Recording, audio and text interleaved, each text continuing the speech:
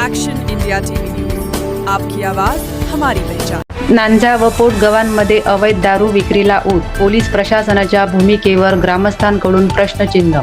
कळंब, जिल्हा यवतमाळ तालुक्यातील नांजा व पोटगव्हाण गावांमध्ये अवैध दारू विक्रीचा व्यवसाय खुलेआम सुरू असून याकडे पोलीस प्रशासन जाणीवपूर्वक दुर्लक्ष करत असल्याचा गंभीर आरोप ग्रामस्थांनी केला आहे।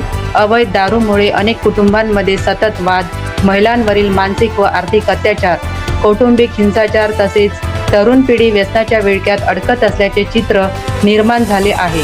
ग्रामस्थांच्या म्हणण्यानुसार अनेक वेळा तक्रारी करूनही संबंधितांवर प्रभावी कारवाई होत नसल्याने अवैध व्यवसाय करणाऱ्यांचे मनोबल वाढले आहे। गावातील महिला व नागरिकांमध्ये प्रचंड संताप असून या प्रकारामुळे सामाजिक शांतता धोक्यात आली आहे।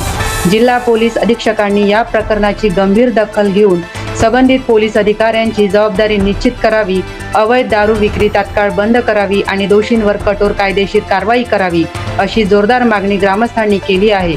अन्यथा महिला व नागरिकांच्या सहभागातून तीव्र लोकशाही आंदोलन उभारण्याचा इशारा देण्यात आला आहे।